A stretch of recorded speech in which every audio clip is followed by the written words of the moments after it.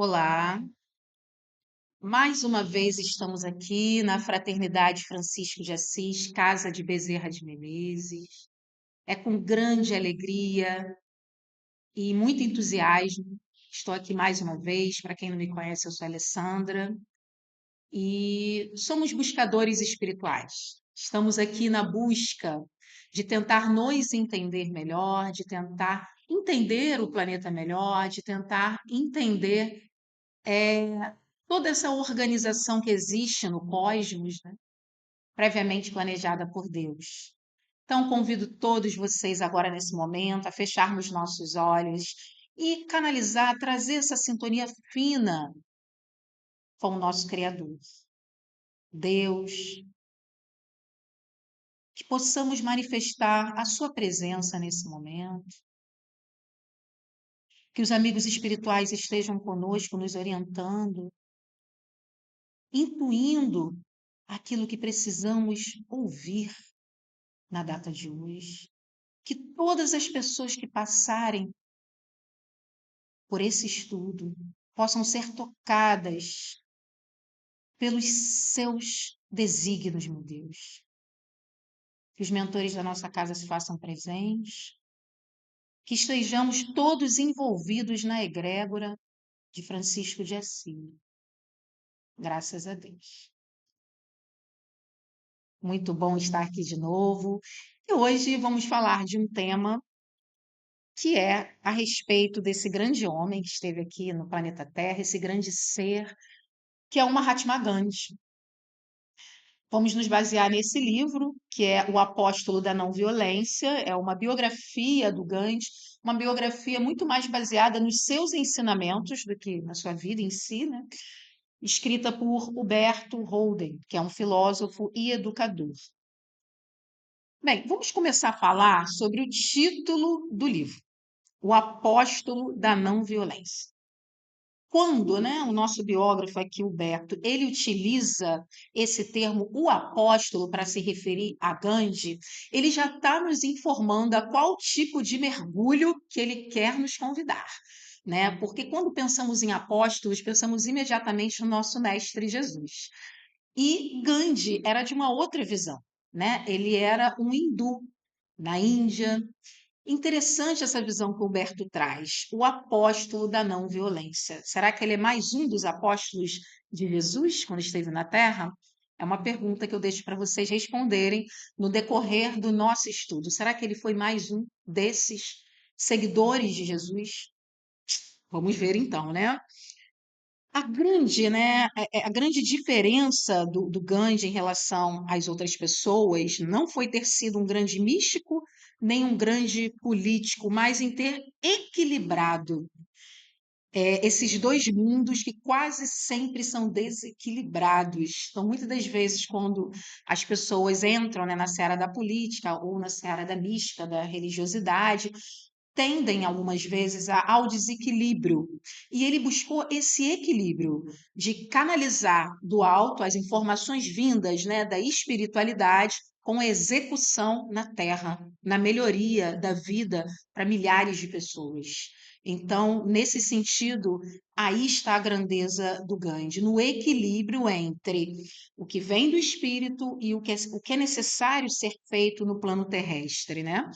Ele trabalhava muito com a passividade dinâmica e a serenidade criadora. Quem disse que quando estamos serenos e aparentemente passivos, não estamos trabalhando? Trabalhando firme e de forma muito importante para a sociedade. Então, o Gandhi mostra isso, que a serenidade dele foi transformadora na sociedade. Né? Muito mais do que o desequilíbrio, o nervosismo, a revolta, a violência de tantas outras pessoas, porque ele conseguiu um fato histórico importantíssimo, que foi a libertação da Índia, da tirania da Inglaterra durante muitos anos. Então, ele é um dos principais responsáveis por esse fato histórico, né? E por trás das realizações humanas de Gandhi, havia misteriosas regiões de invisíveis realidades divinas, porque nós não fazemos nada sozinhos, principalmente as grandes realizações. Há sempre toda uma egrégora espiritual planejando e nos usando como instrumento para aquilo que aconteça, né? Toda a sua política externa se assentava em alicerces na mística interna. Então, tudo que ele externalizava estava em coerência com o que estava dentro, que é uma das propostas de Jesus. A gente vai ver no decorrer desse estudo que as características, as ações do Gandhi estão muito de acordo com os ensinamentos de Jesus, né? Uma questão interessante que muitas das vezes na Índia, né, se acredita que depois de uma idade, a pessoa deva abandonar tudo e virar um místico numa caverna. Isso em algumas das regiões da Índia, algumas pessoas da Índia buscam isso depois de uma certa idade, depois que já criaram seus filhos, já são mais velhos, alguns homens. E a grande proposta de iluminação do Gandhi é fazer isso no mundo material. Ele diz que plenamente livre é aquele que, depois que se consolida no mundo espiritual, ele volta ao mundo material sem se materializar.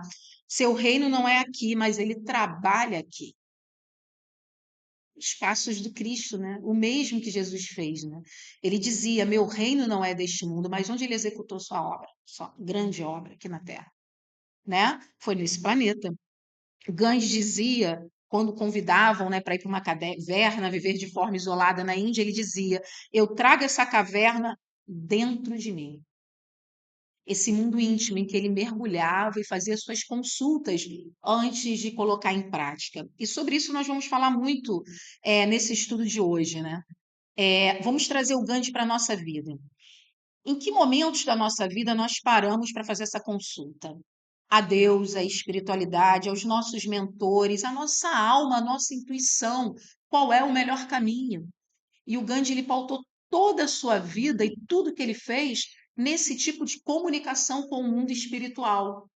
Então, é um outro questionamento que eu quero deixar para vocês pensarem e trazer para a vida de vocês, assim como eu vou tentar, né, trazer para a minha, buscar essa caverna dentro da gente, né, esse refúgio interior em que conseguimos fazer essa comunicação estreita com a espiritualidade e, assim, as nossas atitudes serão em ressonância a isso, a esse contato, e não de acordo com o que as aparências ditam.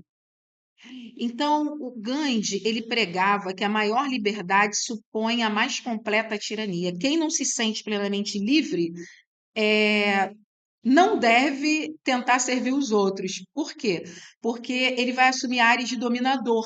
Porque tudo que falta na nossa essência, queremos mostrar às vezes. Então, muitas das vezes, aquela pessoa quer ser tirana, quer dominar, autoritarismo, está por trás de uma fragilidade muito grande nesse psiquismo, né? Então, está faltando dentro dele, por isso que ele está tentando externalizar.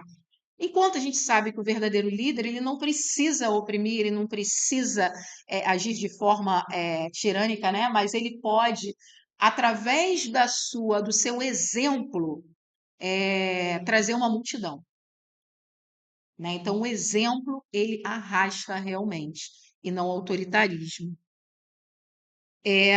Tem uma frase que eu vou trazer aqui para vocês do Einstein. O Einstein foi um grande admirador do Mahatma Gandhi. E ele dizia o seguinte sobre o Gandhi: foi um condutor de seu povo, não apoiado em qualquer autoridade externa. Né? Então, ele não teve nenhum cargo especial e o povo trazia nos braços. Né? Tanto que esse nome Mahatma foi dado pela população da Índia, que significa grande alma, uma alma grandiosa. Né? O nome dele não é esse, Gandhi é o sobrenome dele. Então, vejam bem, ele teve essa autoridade na Índia, mesmo sem ter nenhum cargo político especificamente. E o Einstein continua: um homem que enfrenta a brutalidade da Inglaterra com a dignidade de um homem simples e por isso se tornou superior. Então ele não usa da mesma moeda, ele não se iguala àquele que está violentando. E daí que é um grande exemplo do Gandhi que podemos trazer para a nossa vida e que Jesus nos ensinou.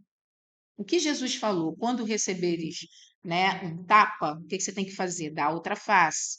Você não tem que bater igual, não tem que revidar da mesma forma. O olho por olho, dente por dente não é recomendado por Jesus, né? E o Gandhi ele fazia isso. Ele agia de uma forma diferente do agressor. E por isso que ele inspirava tantas pessoas a segui-lo e também a agir como ele, né? Ele derrubou todo o império através da não violência.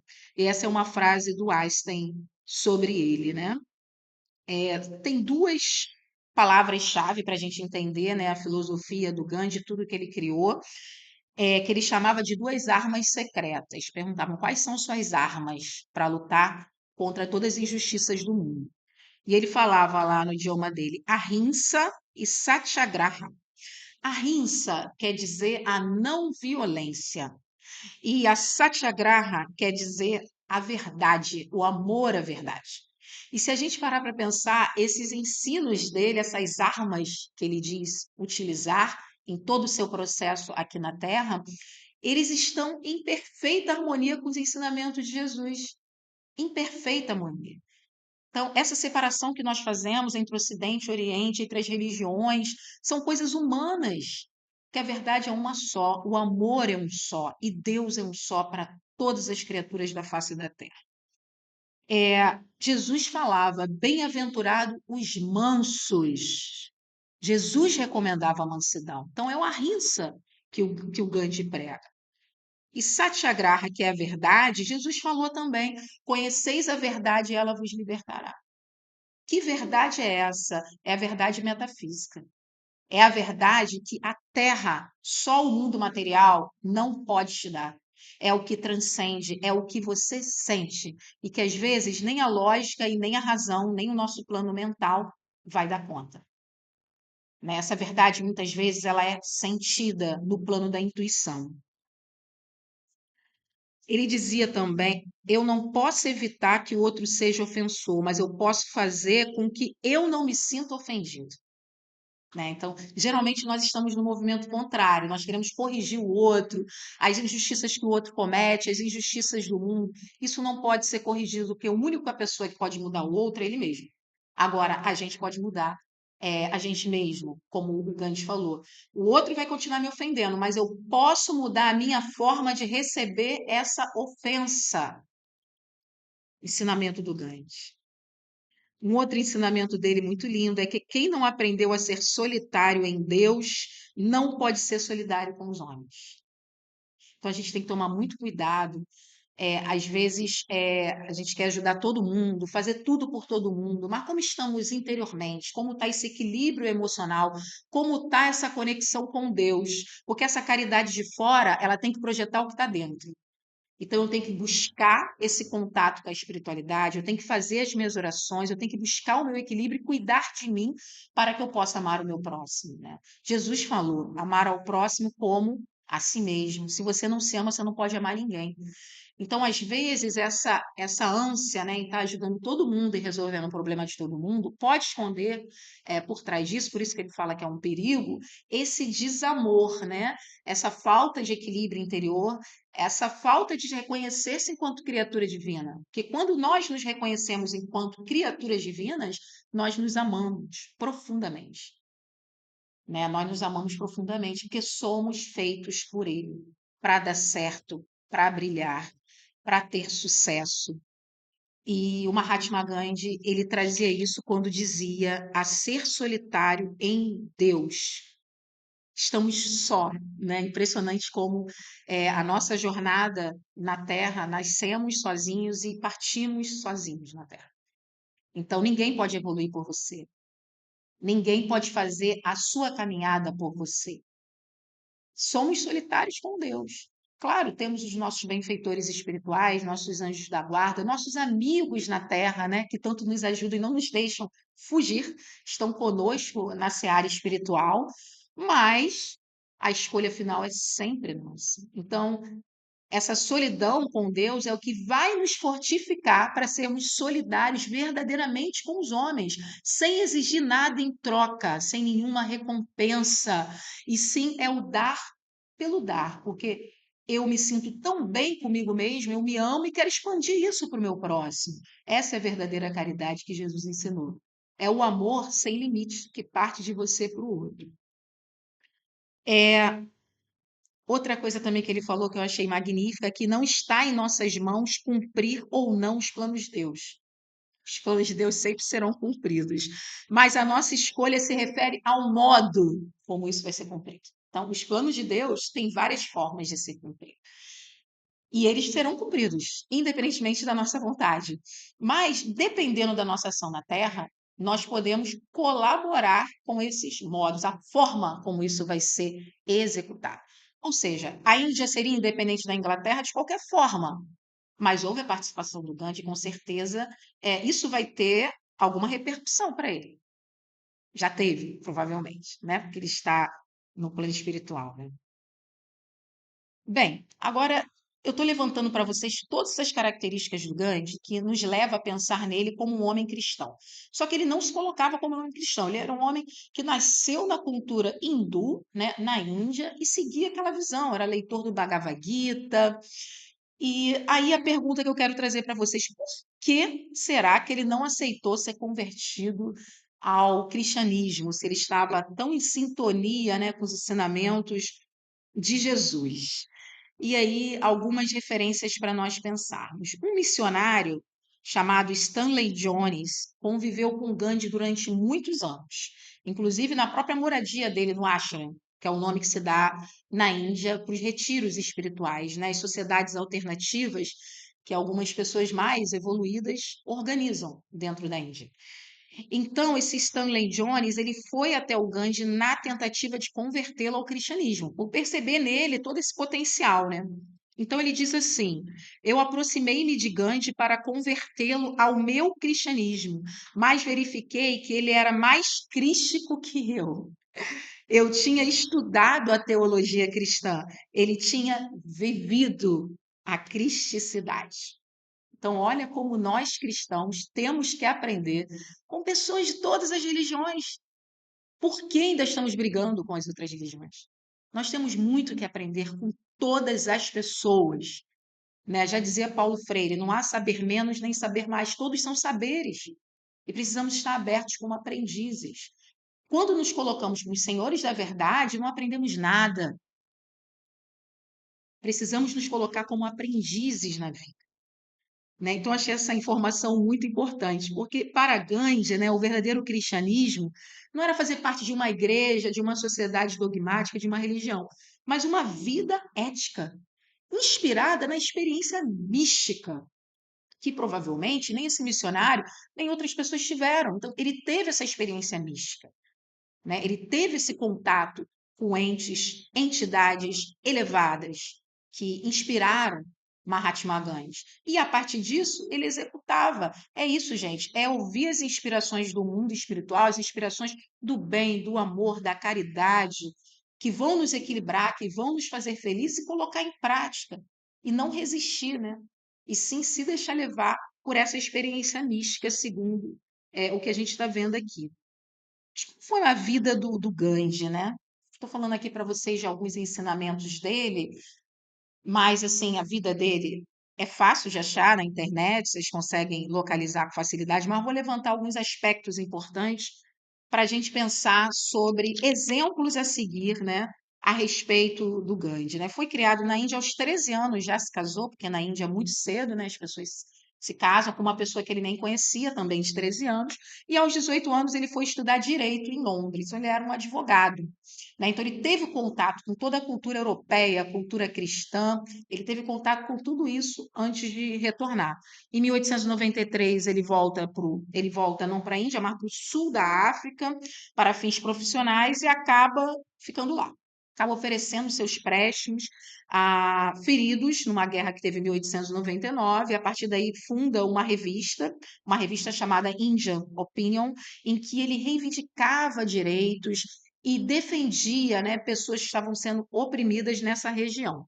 Fundou uma colônia chamada Tolstói, né, que foi um grande pensador russo, em que ele trabalhava como educador de crianças e adultos. Como ele fazia isso? Baseado na solidariedade ética e na experiência mística. Por que ele foi ficando na África em vez de seguir sua carreira na Europa ou na Índia, na sua terra-mãe? Lá, né, com esse domínio também da Inglaterra, não só na Índia, mas na África do Sul, eles estipularam uma lei que todos os casamentos que não foram feitos de acordo com o cristianismo, né, na igreja, eram inválidos. E aí, o que que eles faziam? Os ingleses ficavam com a fortuna das pessoas. Então, a esposa não tinha direito ao que o marido, né, tinha deixado, as crianças também não. E assim eles foram acumulando, né, se apropriando da fortuna que não era deles. E o Gandhi se colocou contrário a isso. Né? Então, ele escrevia nessa revista contra isso. Aí que ele começou a chamada desobediência civil, né? Que ele começou pregando com 16 pessoas e chegou numa greve de 60 mil pessoas na África do Sul contra esse tipo de ação, né? De impostos muito altos e questões injustas, né? Na vida social. Depois, em 1930, ele volta para a Índia, onde tem, né, um fato histórico lá importante, que é a Marcha do Sal. Quando os ingleses ocupavam a região, eles começaram a dominar a produção de sal, proibiram os indianos de produzir o próprio sal, e a Índia, né, é um país costeiro, né, então muito mar em volta e não se podia ter acesso ao sal. Então, eles produziam sal e cobravam 24 vezes mais alto que o valor. E assim, várias famílias indianas mais pobres não tinham direito, né, a usar o sal nem tempero na sua alimentação. E o Gandhi se colocou contra isso. Fez a Marcha do Sal. Então, foi ele e mais 80, que ele chamou de rebeldes pacíficos, caminhando até a praia e começaram a fazer a produção de sal, eles mesmos. E aí levaram surra, foram presos, várias coisas aconteceram, tá? Que eu não vou entrar nesses detalhes aqui, que não é o nosso foco, mas só para vocês entenderem por que que ele se colocava contra as injustiças. Mas em nenhum momento ele revidou nenhuma violência. Então apanhava, foi preso, mas ele não deixava de colocar a verdade, aquilo que era o justo. Em 1947 houve a independência da Índia, da Inglaterra, ele não estava presente, ele não estava nem aí para as honrarias, homenagem, nada disso. Ele já estava em outro lugar em 1948, já estava lá fazendo um jejum pela paz entre muçulmanos e hindus. Ou seja, ele trabalhava e passava. Ele não estava preocupado com os louros da vitória, nem aplausos, nem elogios.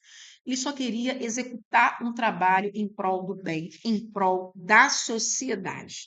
Ele dizia que a boa ordem no país, né, um país bem-sucedido, não pode ser considerado pelo número de milionários que tem, mas sim pela ausência de fome entre as pessoas. Era a visão do Gandhi, né?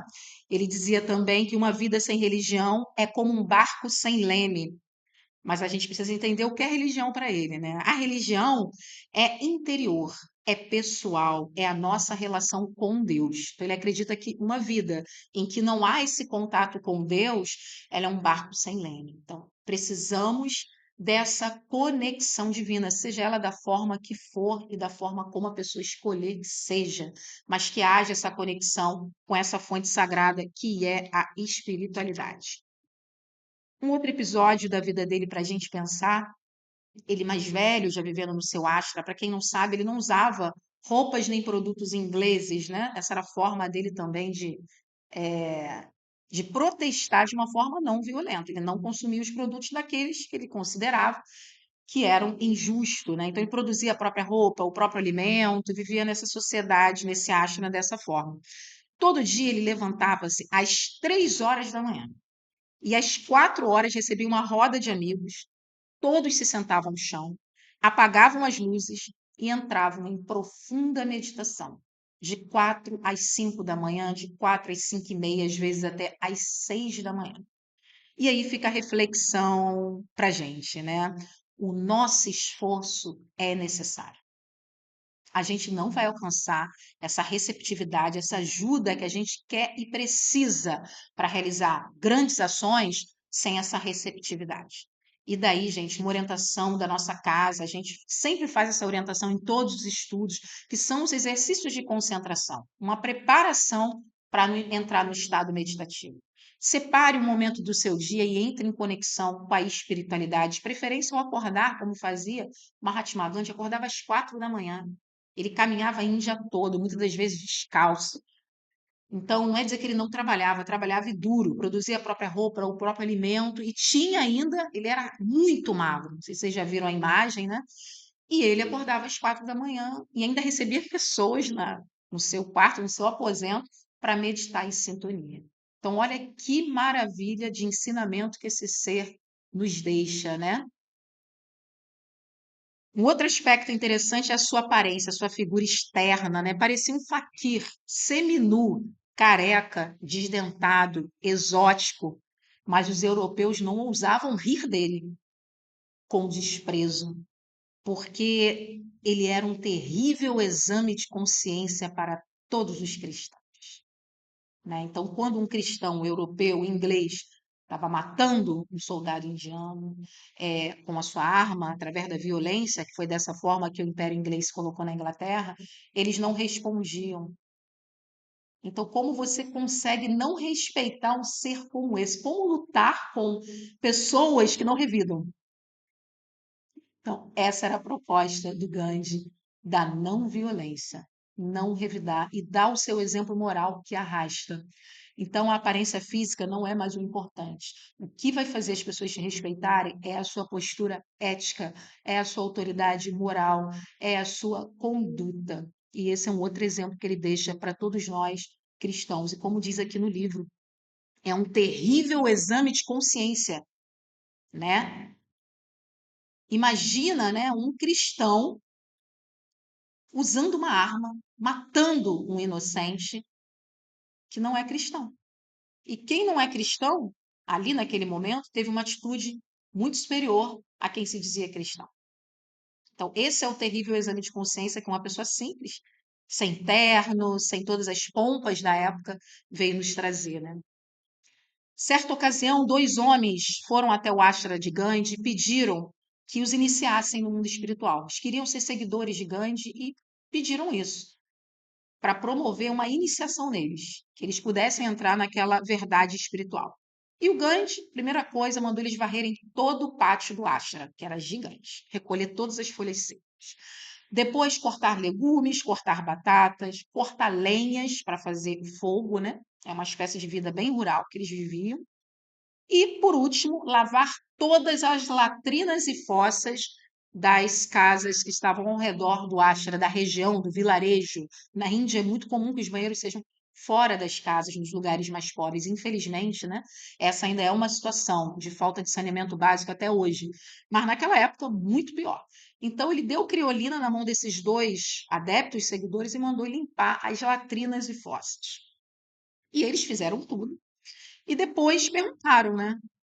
Tá bom, Senhor. E agora? Quando vai começar a nossa seara espiritual, agora que a gente já cumpriu todo esse trabalho físico? E o Gandhi respondeu: já começou. E eles perguntaram: e quando termina? Porque a gente não está sentindo que começou. Terminará quando vocês fizerem de boa vontade. Então é isso, gente. O trabalho externo, ele precisa estar em harmonia com o nosso sentimento, com o nosso pensamento, com a nossa mente, com a nossa ética. O trabalho externo ele não pode ser nunca só para, como se dizem por aí, né? Para inglês ver, ou para aparecer, para mostrar alguma coisa. Ele precisa ser resultado de um trabalho interior. E essa é a proposta do Gandhi com esse lindo ensinamento que eu trouxe aqui para vocês. Então, gente, para a gente finalizar esse estudo de hoje, é, vamos refletir um pouco mais sobre esse conceito do ahimsa, que é a não violência. Não é somente um estado negativo, que consiste em não fazer o mal, não praticar violência, mas também o estado positivo, que consiste em amar, em fazer o bem a todos, inclusive a quem faz o mal. Então, essa é a não violência. Retribuir com amor aquele que te prejudica. O Gandhi já esteve preso várias vezes e na cadeia os seus guardas eram os seus melhores amigos. Os prisioneiros eram seus melhores amigos. Então ele conseguia conquistar aqueles que deveriam maltratá-lo, né? Fazê-lo sofrer. Então é impressionante essa visão que ele traz para a gente. E assim a gente termina o estudo de hoje, trazendo esse conceito indiano, que é um conceito muito antigo, o ahimsa, mas que o Gandhi atualizou, né? No século XX, ele foi trazendo esse conceito, não através de teoria, como eu estou fazendo aqui, estou fazendo na teoria, né? Porque assim como vocês, eu preciso ouvir muito isso.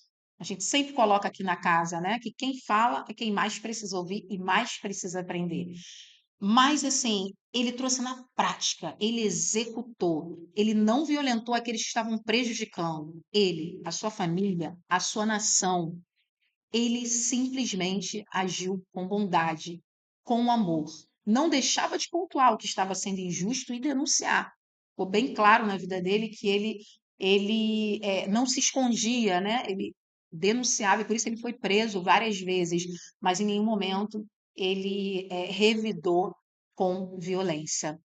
Então, que possamos levar esse ensino para as nossas vidas, que possamos pensar duas vezes antes de responder alguém que nos violenta, que usa uma palavra mais grosseira, uma palavra mais áspera, aquela pessoa que nos julga, aquela pessoa que nos coloca, às vezes, para nos sobrecarrega de trabalho, que possamos distribuir mais amor por essas pessoas, porque assim nós estaremos cumprindo não só esse ensinamento desse grande amigo, assim que eu vou chamar, que é o Mahatma Gandhi, esse grande amigo que tem mais conhecimento que a gente, né?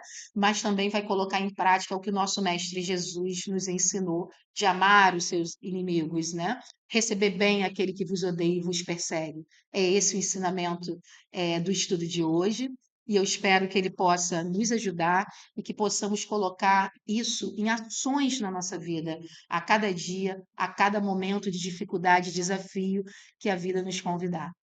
Meus irmãos, eu convido a todos vocês também para entrar no nosso canal, ser um seguidor caso você não seja do nosso canal, curtir os nossos vídeos, assistir os nossos vídeos, compartilhar.